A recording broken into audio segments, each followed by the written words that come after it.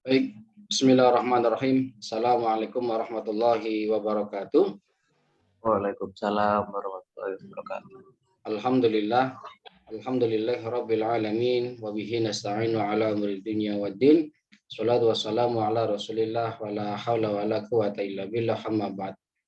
Alhamdulillah pada hari ini, tepatnya hari Rabu di tanggal 13 April 2022 atau bertepatan dengan hari yang ke-12 atau 11 atau 13 ya, di bulan Ramadan 1443 Hijriah, kita masih diberikan kesempatan untuk bermuajahah kembali dalam rangka thalabul ilmi, khususnya untuk mata kuliah hukum bisnis syariah. Dan alhamdulillah kita sudah memasuki pertemuan yang ke-6 insyaallah ya. Artinya tidak lama lagi kita akan melaksanakan ujian tengah semester. Baik, langsung saja mari kita awali pertemuan pada hari ini dengan bersama-sama melafadzkan basmalah. Bismillahirrahmanirrahim. Bismillahirrahmanirrahim. Ya, minggu yang lalu kita sudah membahas terkait dengan lembaga pembiayaan syariah. Betul ya, LPS. Saudara mudah-mudahan masih ingat. Nah, LPS ini tentunya berbeda dengan lembaga perbankan. Dalam proses bisnisnya ataupun core bisnisnya berbeda dengan perbankan ataupun bank ya. Entah itu bank konvensional maupun bank syariah.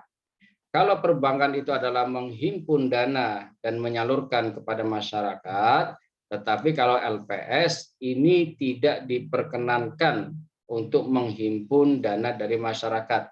Akan tetapi untuk memulai aktivitasnya bisa dengan cara permodalan ya, modal dari baik secara individual ataupun secara korporasi, ada kerjasama di situ. Namun tidak diperbolehkan menghimpun dana dari masyarakat secara langsung seperti perbankan dalam bentuk tabungan, giro ataupun deposito ataupun yang lainnya ya.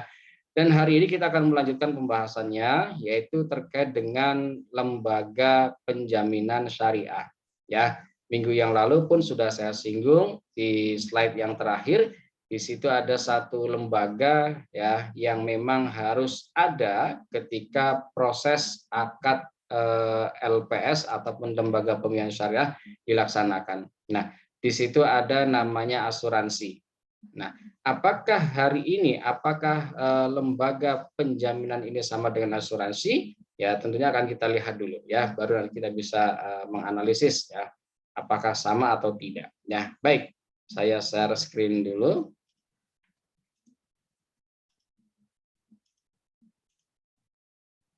Ya, sudah terlihat ya di layar masing-masing? Ya, LPS masih saya singkat dengan istilah LPS, Lembaga Penjaminan Syariah. Ya, ada lembaga pembiayaan, ada lembaga penjaminan. Nah, apa yang dimaksud dengan LPS ataupun lembaga penjaminan syariah?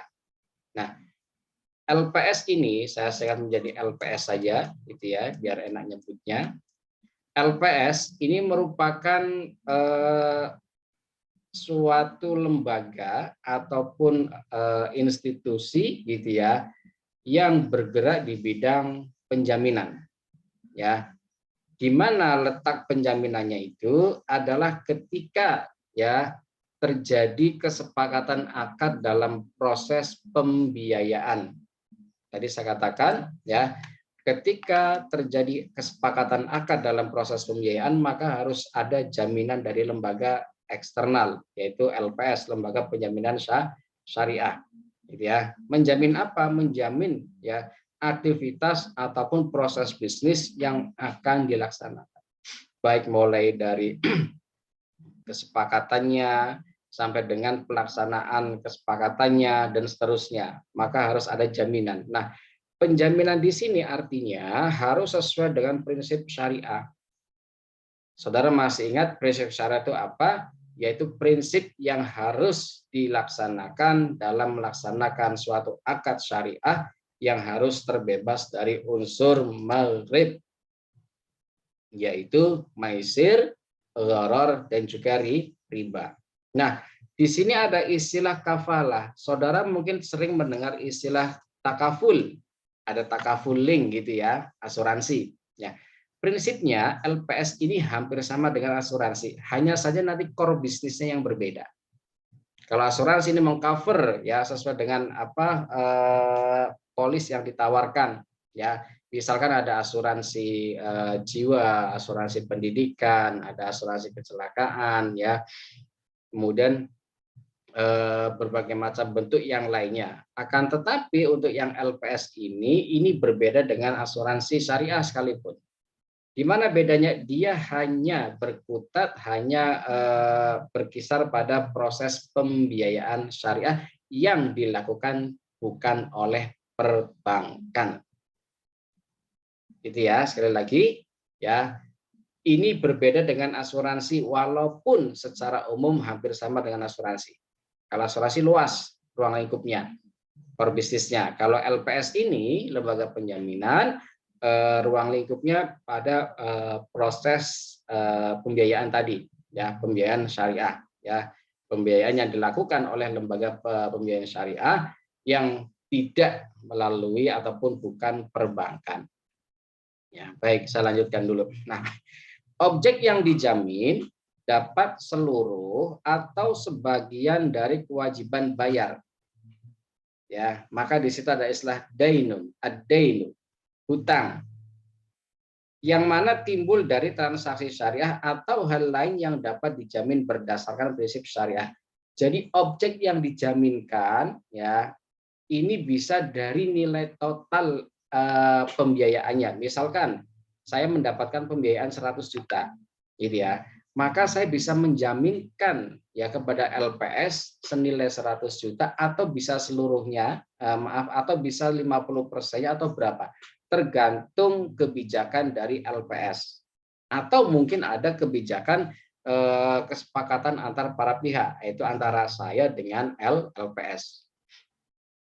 Itu terkait dengan yang dijaminkan. Jadi bukan jaminan barangnya, kayak sertifikat, BBKB ya, bukan, tetapi nilai ataupun objek gitu ya, objek yang dijaminkan yaitu terkait dengan pembiayaan tadi bisa 100% ataupun 50%, 70% ataupun tergantung kesepakatan para pihak. Nah, kemudian untuk mendapatkan keuntungannya LPS ini tadi saya katakan ini kan bukan bukan perbankan ya. Lembaga pembiayaan bukan perbankan. Ini juga bukan asuransi. Dari mana LPS ini mendapatkan keuntungan? LPS mendapatkan keuntungan ya dengan cara apa? Dengan akad kafalah bil ujroh. Apa makna kafalah bil ujroh ini? Kafalah kan artinya mewakilkan, gitu ya. Jadi mempercayakan, menjaminkan itu namanya kafalah ya. Kalau wakalah mewakilkan, kalau kafalah ini menjaminkan ya, ad-doman ya. Jadi menjaminkan atas suatu objek transaksi dengan ujroh. Ujroh itu maknanya adalah ajrun, al-ajru atau ujroh atau al-ujur, yaitu fi maknanya. Jadi misalnya begini, saya tadi mendapatkan pembiayaan 100 juta. Kemudian di situ ada peran LPS, lembaga penjaminan syariah. Saya menjaminkan sebanyak 100 juta juga atas pembiayaan tadi. Nah, ini kan harus dijaga keamanannya, kenyamanan transaksinya ya yang dilakukan oleh saya dan harus dijamin oleh LPS. Maka ketika saya menjaminkan senilai 100 juta, maka LPS ini bertanggung jawab atas keamanan transaksi saya dan lain sebagainya. Nah, untuk keamanan kenyamanan tadi, otomatis secara tidak langsung LPS ini sudah bekerja untuk saya. Maka ketika dia kerja untuk saya, berhak dong atas fee ataupun atas ujroh atau bayaran atas upah. Nah, itulah pendapatan LPS, pendapatan lembaga penjaminan syariah. Jadi bukan dari proses hutang piutang. Tidak ada hutang piutang dalam LPS, baik pembiayaan ataupun penjaminan. Jadi murni hasil kerja mendapatkan upah, dan itu kan halal, gitu ya. Selama tidak ada unsur maghrib, tidak ada unsur maisir, gharar, dan juga riba. Nah, kemudian jumlah fee ataupun ujroh yang diterima ini harus ditentukan di awal, harus ditentukan dalam akad, disepakati dalam akad, gitu ya. Dan sifatnya adalah mengikat para pihak, ya saya, ya LPS, ya lembaga pembiayaan, juga lembaga penjaminan. Jadi mengikat satu antar pihak yang lainnya. Nah, ketika sudah terjadi perikatan, ya kesepakatan, ya maka tidak boleh kemudian ada salah satu pihak yang melakukan wan prestasi. Apa wan prestasi? Ingkar janji atau tidak melaksanakan kesepakatan akad yang telah disepakati bersama. Dan ini bisa berimplikasi pada tindakan hukum, gitu ya. Dan itu bisa dikatakan perbuatan melawan hukum. Ya, bisa dilaporkan ke pihak yang berwajib, itu bisa. Sampai sini dulu. Bisa difahami terkait dengan lembaga penjaminan syariah? Bisa Pak, insya Allah. Insya Allah ya, insya Allah nggak sulit. Asal saudara nyimak ya pelan-pelan dan dicerna gitu ya. Baik Pak. Baik, kita lanjutkan. Lantas bagaimana dengan prinsip kafalah ataupun penjaminan? Sekali lagi kita sering mendengar istilah takaful, asuransi ataupun penjaminan. Prinsip yang utama adalah kelayakan usaha. Ketika saya mengajukan pembiayaan, gitu ya, ataupun kemudian saya di ACC ya pengajuan saya dalam bentuk misalkan proposal ataupun proyek, dan itu disetujui oleh lembaga pembiayaan, maka itulah ya yang dikatakan saya alasan saya mengajukan pembiayaan karena ya usaha yang saya jalankan atau pekerjaan yang saya jalani ini sudah sesuai dengan syarat dan ketentuan perusahaan ataupun lembaga pembiayaan dan juga penjaminan. Di situ ada namanya screening. Screening itu proses menyaring kemampuan nasabah, kemampuan saya sebagai nasabah, sebagai konsumen untuk mendapatkan pembiayaan dan juga mendapatkan penjaminan. Ya, kalau saya dianggap tidak layak oleh salah satu pihak, maka tidak bisa kemudian lembaga penjaminan ini menjamin saya. Jadi yang pertama dari LPS dulu, lembaga pembiayaan dulu, baru kemudian lembaga penjaminan, gitu ya, atau penjaminan syariah. Nah, bentuknya seperti apa ketika kelayakan usaha ini diterima ataupun di ACC? Akan ada sebuah sertifikat yang mengatakan kurang lebih bahasanya adalah telah menjadi ya atau diterima proses pengajuannya. Ya, akan ada selembar sertifikat yang akan diterima oleh contohnya misalkan saya sebagai nasabah, gitu ya. Nah, yang kedua ada prinsip supplementary system. Ini adalah akad pelengkap atas suatu pembiayaan. Jadi ya. Jadi lembaga pembiayaan akan menerbitkan sertifikat tadi manakala ya suplemen ini kan artinya tambahan ya, manakala akad itu disetujui. Gitu ya. Jadi ini kalau yang pertama saya akan dilihat dulu, oh Pak Rosi kerjanya ini, gitu ya. Penghasilannya sekian, bisa nggak dia menutup untuk kebutuhan sehari-harinya? Jangan sampai kemudian antara pasak ya pendapatan lebih kecil daripada pengeluaran, ya, atau bahkan sebaliknya, ya. Jangan sampai kemudian gaji tidak mampu menutupi kebutuhan sehari-hari, ya, tapi kemudian mengajukan pembiayaan dan itu tidak akan diterima. Tentu akan ada screening, pengukuran, ya, pengukuran dari LPS ini. Nah, yang ketiga, pelengkap agunan. Agunan itu artinya jaminan. Jaminannya apa misalkan? Misalkan dalam bentuk sertifikat tanah, sertifikat rumah, BPKB, ya surat-surat yang lain yang memang itu bisa diterima oleh LPS dalam rangka mengajukan atau mendapatkan pembiayaan, gitu ya.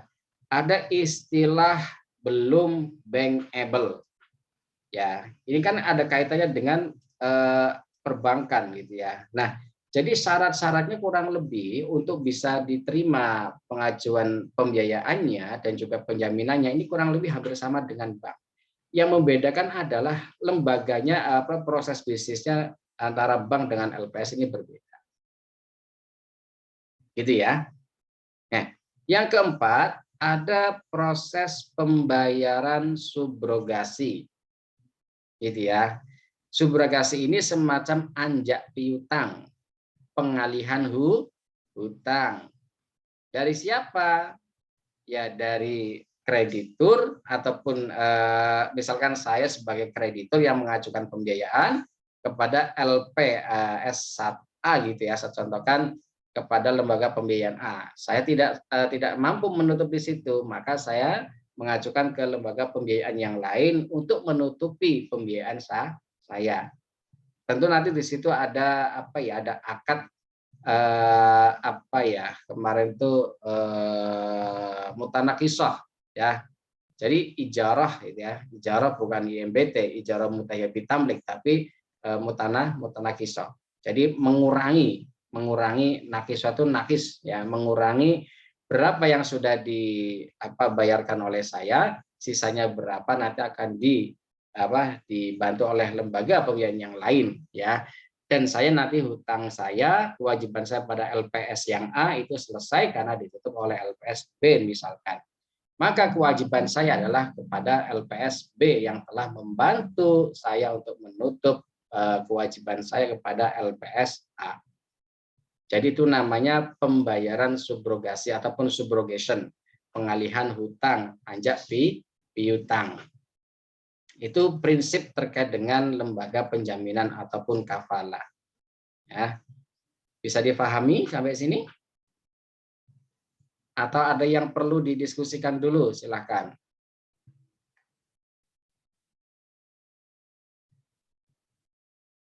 Cukup? Pak, tanya Pak. Ya, silakan Mas Rehan. Kan di situ ada pelengkap agunan kan Pak. Nah, Ya. pelengkap agunan tadi sesuai penjelasan Bapak ada tanah, sertifikat apapun itu terus BPKB lah. Semisal nih Pak, Ya.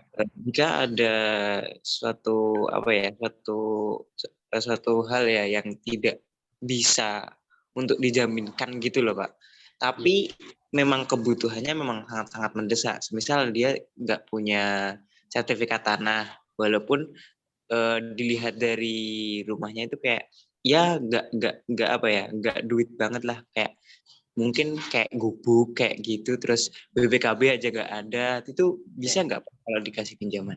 Oke, baik. Artinya secara ekonomi memang tidak katakanlah di bawah gitu ya, masyarakat ekonomi menengah ke bawah begitu. Apakah dia bisa mengakses lembaga pembiayaan syariah ataupun penjaminan syariah? Gitu ya. Untuk yang sifatnya makro ini agak sulit ya, karena hampir semua lembaga pembiayaan mau dalam skala mikro maupun makro akan senantiasa meminta agunan gitu ya. Tapi sebenarnya kalau kita kembali ke kalau mata kuliah perbankan itu ada namanya dana kebajikan. Dana kebajikan atau dana tabaru. Ya, dana tabaru atau dana kebajikan. Nah, jadi kalau keluarga yang kurang mampu tadi dan tidak punya jaminan, ini akan kembali kepada perusahaan LPS tadi. Apakah itu sesuai dengan kriteria yang menjadi syarat untuk mendapatkan pembiayaan atau penjaminan atau tidak. Namun saya kira secara umum hampir semua lembaga seperti ini akan meminta agunan gitu ya. Nah, lantas bagaimana kalau misalkan dia tidak punya agunan sama sekali gitu ya. Kalau dalam ekonomi syariah ataupun bisnis syariah sebenarnya ada istilah dana tabarruk, dana kebajikan, ya. Tapi ini adalah ranahnya perbankan, Mas. Ranahnya perbankan. Nah, perbankan ini memiliki namanya dana tabarruk. Dana tabarruk adalah keuntungan perusahaan, keuntungan perbankan ataupun yang berasal dari dana sosial baik nasabah ataupun yang lainnya dipercayakan pada bank syariah tertentu, dan ini diberikan secara cuma-cuma kepada masyarakat, tapi jumlahnya tidak besar, dan ini bisa untuk modal usaha. Ya, itu namanya dana tabarruk. Dan tidak ada kewajiban, tidak ada kewajiban untuk mengembalikan dana tabarruk tadi, ya, dan juga tidak ada syarat harus memiliki agunan tertentu untuk mendapatkan dana tabarruk. Tapi aksesnya terbatas dana tabarruk ini, gitu ya. Satu sisi sosialisasinya juga tidak masif. Kemudian satu sisi masyarakat juga tidak semuanya mengetahui. Jadi seperti itu Mas Rehan. Kalau secara umum agak sulit ya untuk mendapatkan bantuan pembiayaan ataupun jaminan walaupun itu adalah syariah. Ya. Bahkan untuk skala mikro seperti koperasi gitu ya. Ini kan bukan lembaga pembiayaan yang skalanya besar gitu ya, koperasi ataupun BMT ini juga akan meminta jaminan. Ya, jaminan ini macam-macam. Terkadang tidak harus surat tanah, rumah, sertifikat ataupun BPKB. Ya, kalau PNS biasanya maaf itu ya, yang baru-baru gitu ya. Biasanya dia mengandalkan surat sakti sebagai jaminan untuk mendapatkan pembiayaan baik dari bank ataupun yang lain misalkan. Apa surat saktinya? Yaitu SK, surat keputusan pengangkatan atau surat keterangan pengangkatan pertamanya ia sebagai pegawai negeri atau pegawai swasta pada lembaga instansi ataupun lembaga tertentu gitu ya. Dan itu bisa diakui oleh lembaga pembiayaan. Jadi memang ya begitulah. Karena untuk bisnis ini pakai istilah BSP gitu ya. BSP itu bank saling percaya, gitu. Hanya mengandalkan kepercayaan saja agak sulit Mas Rehan ataupun yang lainnya ya. Sulit kalau kita hanya mengandalkan kepercayaan saja. Yang pakai agunan saja kadang masih melakukan one prestasi gitu kan. Apalagi yang tidak menggunakan agunan. Banyak kasus. Itu ya. Atau silakan kalau ada pendapat yang lainnya, kita saling sharing saja enggak apa-apa. Memang kesannya untuk masalah al-adalahnya itu memang tidak kemudian tidak menjangkau semua lapisan masyarakat. Ya. Itu faktanya. Seharusnya memang kalau kita bicara idealnya untuk mendapatkan pembiayaan syariah itu kan tidak pandang bulu ya. Jadi semua lapisan masyarakat harusnya bisa mendapatkan hal itu. Tapi ya itulah faktanya, namanya bisnis is bisnis gitu ya. Kalau unsur-unsur sosialnya itu akan ada istilahnya bagian tersendiri yang membidangi itu. Kalau konvensional ada namanya CSR, CSR gitu ya. Kalau di perbankan syariah itu ada namanya dana tabarruk, dana kebajikan ya, yang bentuknya adalah pemberian hibah dan itu bukan pinjaman. Kalau bukan pinjaman atau pembiayaan maka tidak ada kewajiban untuk mengembalikan. Tetapi prosesnya akan dipantau. Itu modal usaha, bukan BLT ya, bantuan langsung tunai 300.000 karena minyak goreng langka misalkan, BBM langka langsung itu kan sifatnya jangka pendek saja ya. Baik, ada lagi? Cukup? Oke, kita lanjutkan ya. Kemudian rukun dan syarat kafalah atau lembaga penjaminan ya. Yang pertama, pihak penjamin atau disebut dengan kafilun ya. Ia harus baligh atau dewasa atau berakal sehat. Ukuran baligh dalam Islam itu adalah sudah untuk laki-laki ya, sudah mengalami ihtilam atau mimpi basah. Kalau bagi wanita, perempuan sudah mengalami istihadah ataupun haid. Ya. ya, dan juga berakal sehat. Kalau dalam konteks hukum positif, ya, untuk disebut baligh itu adalah istilahnya cakap hukum, yaitu memenuhi batas minimal usia tertentu sesuai dengan peraturan perundang-undangan yang berlaku. Ya, baik. Yang kedua, berhak penuh untuk melakukan tindakan hukum dalam urusan hartanya, gitu ya. Jadi pihak penjamin ini ataupun kafil di sini dia sudah dianggap cakap hukum. Ketika sudah cakap hukum, baligh atau dewasa berakal sehat, maka dia dianggap mampu bertanggung jawab atas tindak tanduknya dia, atas perbuatannya dia. Khususnya dalam urusan al-amwal, ya, khususnya dalam urusan harta bendanya dia, ya, yang berkaitan dengan akad yang dijalankan. Dan tentunya di sini harus ada istilah ridha, ya. Ridha artinya betul-betul mengetahui apa yang dilakukan, ya, ini siap untuk menjadi tanggung jawabnya. Gitu ya, bukan. Jadi setiap kesepakatan itu tidak boleh ada unsur ijbar, tidak boleh ada unsur pemaksaan di dalamnya. Gitu ya, tidak boleh ada unsur pemaksaan. Nah, yang ketiga, yang kedua, orang yang dijamin disebut dengan asil ataupun makfulun an. Nanti di sini ada makfulun anhu, ada makfulun lahu. An dan la, bedakan di situ. Nah, bagaimana kriterianya? Yang pertama, sanggup menyerahkan tanggungannya kepada penjamin. Ya, tadi misalkan saya dapat pembiayaan 100 juta, kemudian saya menjaminkan senilai bisa 100 juta, bisa 50%, 70%, tergantung kebijakan atau kesepakatan para pihak. Ya, ingat saudara bedakan di sini. Ini anhu, ya. Nanti ada makful lahu soalnya. Nah, yang kedua dikenal oleh penjamin. Nah, ini kan kenal maksudnya itu bukan dikenal sehari-hari.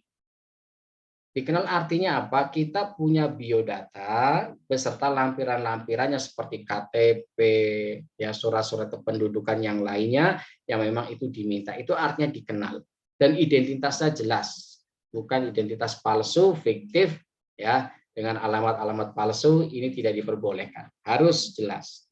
Nah, itulah yang dimaksud dengan dikenal oleh lembaga penjamin.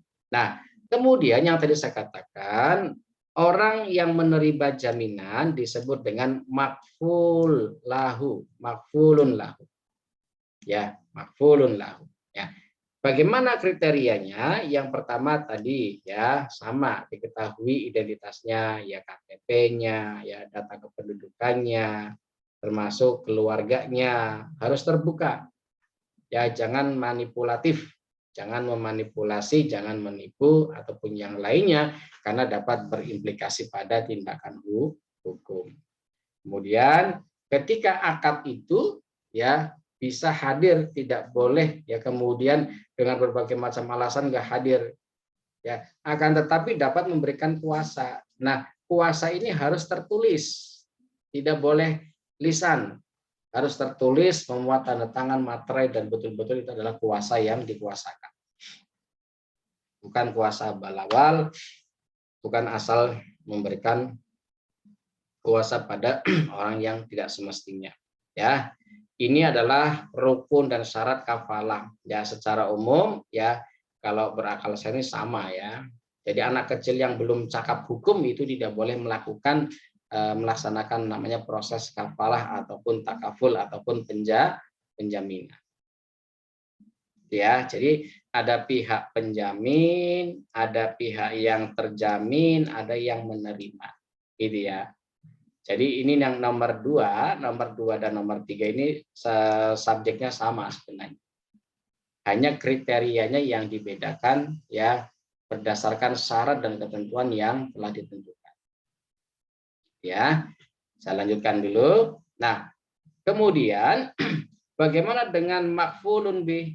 Ada makfulun anhu, ada makfulun lahu, ada makfulun bih. Nah, makfulun bihi ini adalah, ini kan domir, ya, domirnya ke sini. Ya. Jadi objek yang menjadi jaminan. Ya, ini tadi, ya, bisa berupa uang gitu ya. Misalkan dapat pembiayaan 100 juta, kemudian dijaminkan 50 juta. Ya, tergantung kesepakatan. Itu kalau bentuknya uang. Kalau bentuknya benda, misalkan tadi kendaraan, kemudian tanah, rumah, bangunan, ya dan lain sebagainya. Dan ataupun bisa pekerjaan. Ini biasanya SK, ya SK pekerjaan. Saudara jadi pegawai, punya SK pengangkatan, kemudian bisa diajukan ya untuk mendapatkan pembiayaan ataupun penjaminan. Dan tentunya ini berdasarkan kebijakan masing-masing atau setiap lembaga pembiayaan atau lembaga penjaminan. Kebijakannya kan berbeda satu sama lain. Ya. Kemudian bisa diimplementasikan oleh penjamin, ya. Dan yang ketiga harus merupakan piutang yang mengikat. Artinya apa? Jadi namanya pembiayaan itu, ya, itu sifatnya tadi saya katakan mengikat satu sama lain dan hanya bisa dilunasi dengan apa namanya setelah membayar atau ada unsur yang lain itu dibebaskan. Dibebaskan contohnya apa? Karena ada force majeure. Force majeure itu apa? Force majeure ini adalah kejadian luar biasa yang di luar, ya, di luar kehendak manusia, seperti bencana alam, ya.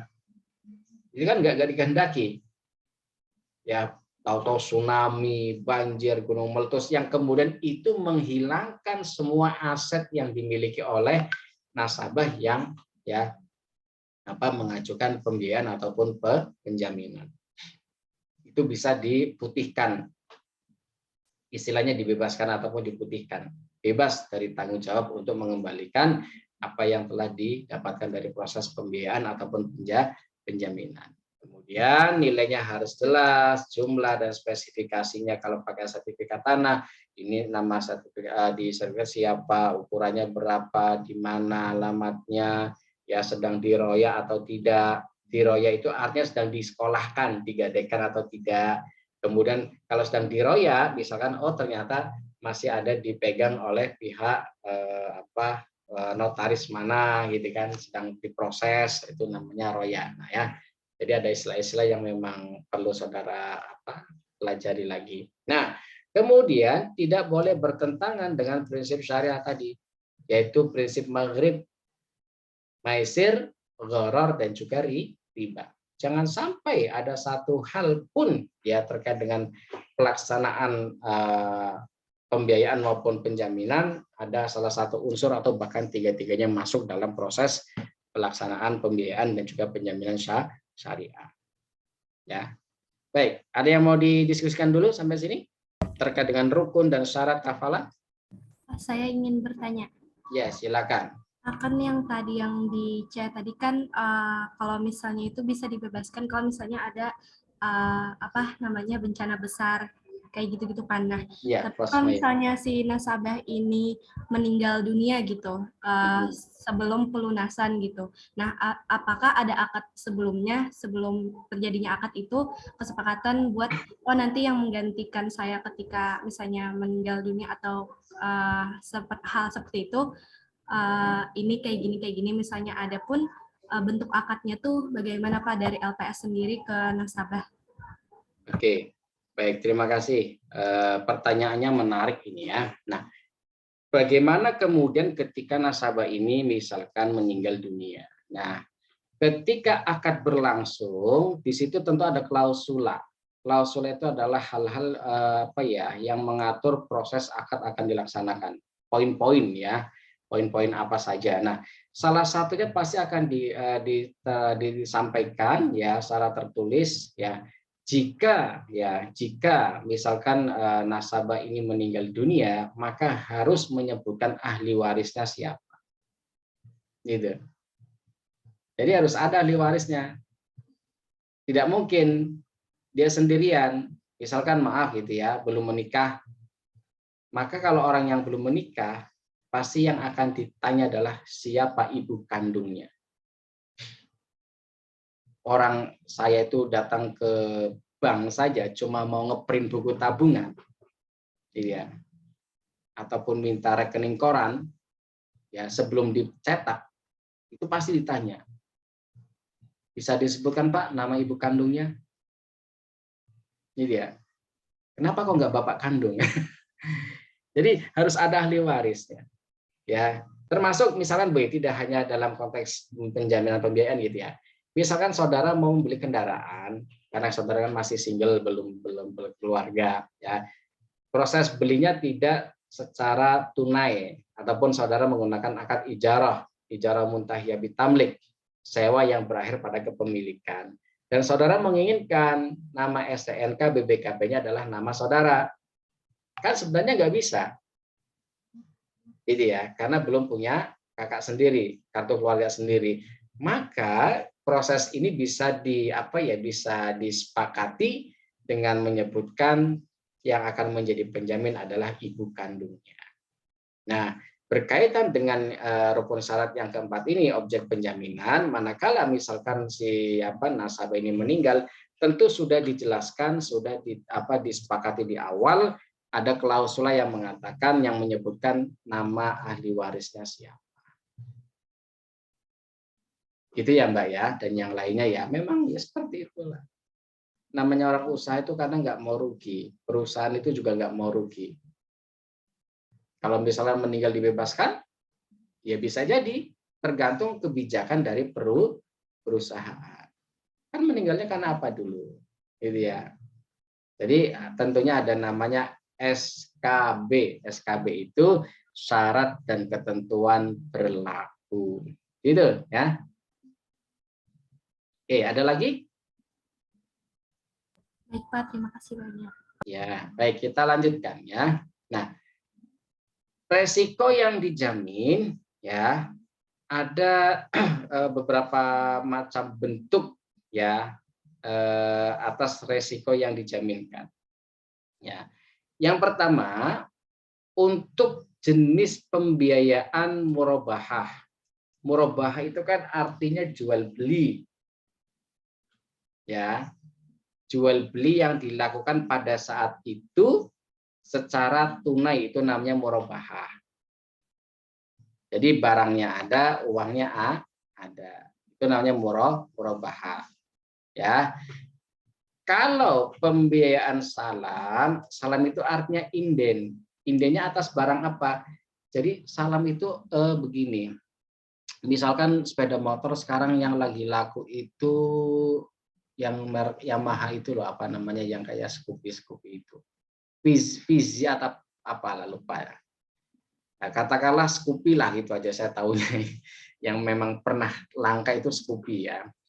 Scoopy tahun 2021 misalkan ya. Kebetulan ini peminatnya banyak gitu. Peminatnya banyak sehingga stok perusahaan itu, stok dealer itu tidak ada. Nah, artinya barang itu sudah ada, wujudnya ada, bentuknya ada, spesifikasinya ada, hanya saja memang belum ada diproduksi lagi, tinggal produksi ulang. Maka itu yang dikatakan pembiayaan salam inden pesan. Ya, beda dengan pembiayaan istisna. Kalau istisna itu artinya kita memesan barang yang memang tidak ada bentuk apa sama sekali. Kita murni pesan tapi dengan spesifikasi yang kita minta. Saya mau beli rumah dengan akad istisna misalkan. Nah, nanti bahannya ini, bentuknya ini, ukurannya ini, harganya sekian. Ada kesepakatan, oke. Itu namanya istisna. Saudara minta dibuatkan gelas misalkan, gelas cangkir yang ada gambar kartunnya saya misalkan. Kartun saya masa bayi segala macam itu kan nggak ada di pasaran. Ini kan.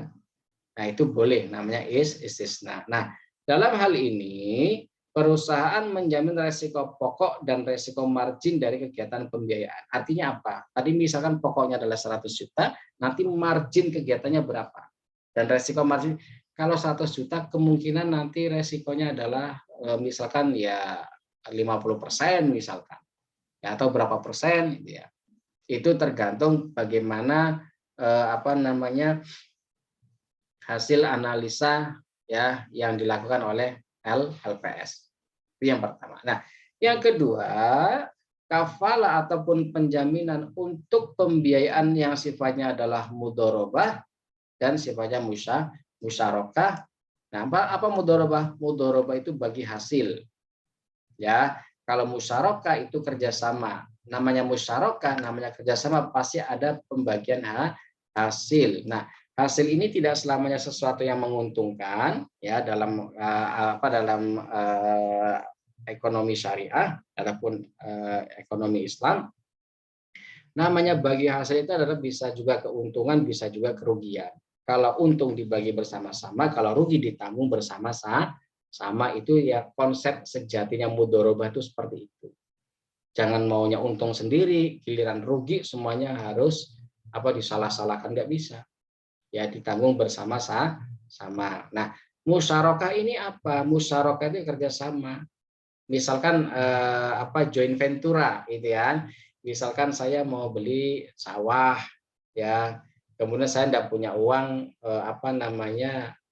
untuk membeli sawah itu. Saya minta ada kerjasama lah, nanti kalau sawahnya sudah saya tanami, padi, panen, nanti ada hasilnya, ya kita bagi hasil. Ya, jadi musyarakah itu artinya juga persyarikatan atau kerjasama. Maka kalau akadnya adalah mudharabah dan juga musyarakah, resiko yang ditanggung oleh LPS hanya resiko pokoknya saja. Iya, namanya mudharabah kan bagi hasil itu kan kita nggak tentu hasilnya berapa, untungnya berapa, ruginya berapa. Musyarakah juga begitu. Ya hanya mengembalikan pokoknya saja. Tapi ini jarang ya, jarang. Nah, yang ketiga untuk pembiayaan ijarah. Ijarah itu maknanya sewa. Tadi saya sempat menyinggung ada istilah IMBT, ijarah muntahiyah bitamlik, ya, sewa yang berakhir pada kepemilikan. Jadi kalau jual beli masih kredit, itu sejatinya bukan jual beli. Itu sejatinya adalah ijarah. Segala sesuatu yang kita beli dengan cara tidak tunai, dan ada jangka waktu di situ, itu sejatinya adalah ijarah ataupun ijarah muntahiyah bitamlik. Jadi sifatnya kita masih nyewa. Karena makna jual beli dalam Islam itu adalah berpindahnya kepemilikan atau suatu barang dari penjual kepada pembeli. Itu namanya jual beli. Selama itu belum berpindah, maka adalah sewa. Gitu ya. Jadi bedakan antara jual beli dengan ijarah. Ya, baik, saya lanjutkan dulu. Nah, bagaimana proses bisnisnya? Coba saudara perhatikan ada nomor 1, gitu ya, ada nomor 2, ini juga sama-sama imbalan ya, ataupun ujroh tadi ya. Kemudian di sini ada nomor 3 yaitu terkait dengan untung ruginya. Nah, jadi namanya lembaga penjaminan itu ada namanya perusahaan Jamkrindo Syariah. Jaminan Kredit Indonesia Syariah. Ya, kalau tidak salah istilahnya seperti itu namanya. Ya, namanya Jamkrindo. Ya, kemarin saya cek kok namanya agak sudah agak ada perubahan atau tidak, tapi masih tetap menggunakan istilah Jamkrindo, tapi yang syariah. Nah, misalkan begini, misalkan ini saya, ya saya mengajukan pembiayaan kepada lembaga pembiayaan, gitu ya. Nah, kemudian ketika saya mengajukan pembiayaan, ya maka ya di sini ada namanya Jamkrindo. Tapi Jamkrindo ini begini prosesnya: 1, 2, 3, gitu ya.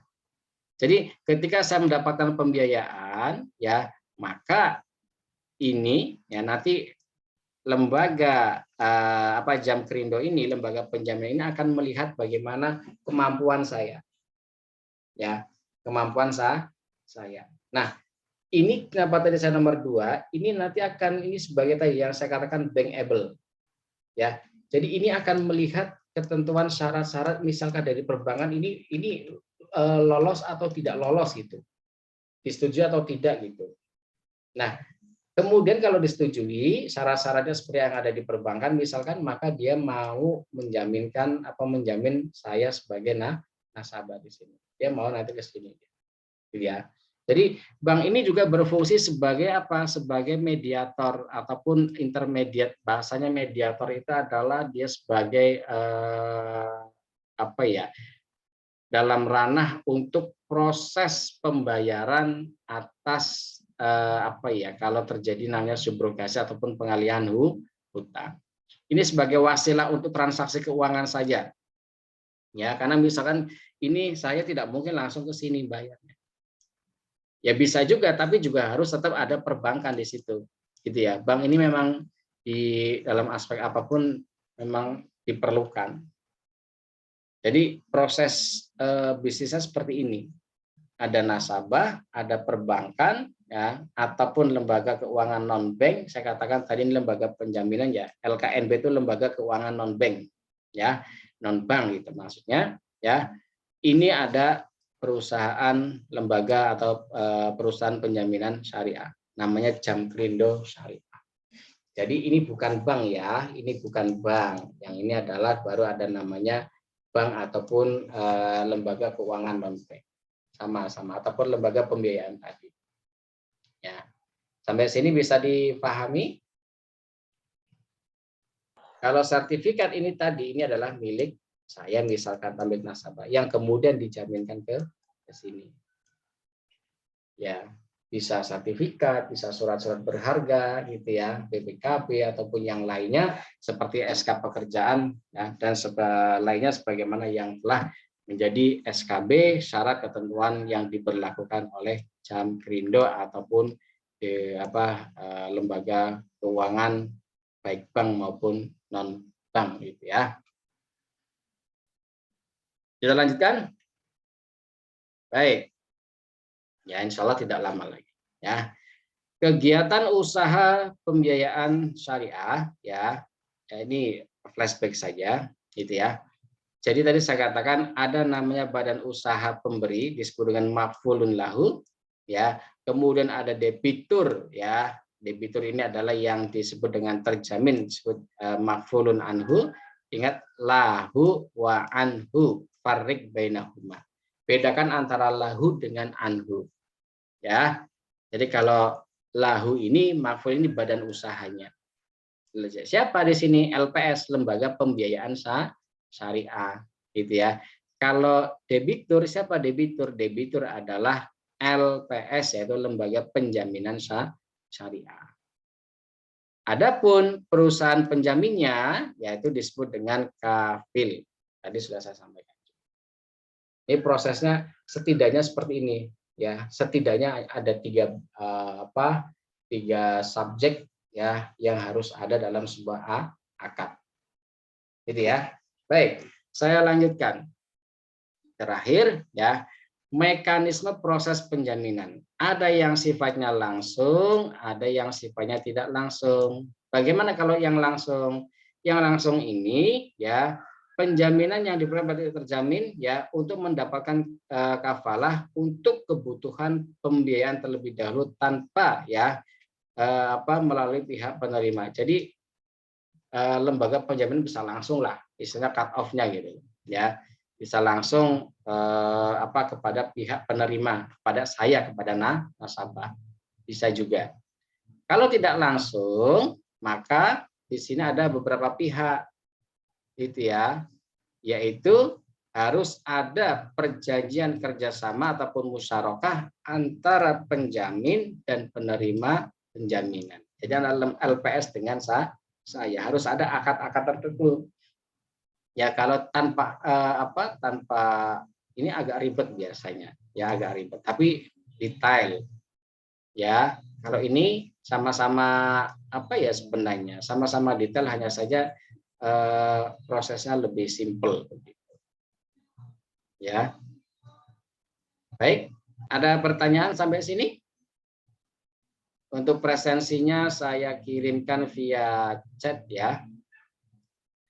Oke, sebentar.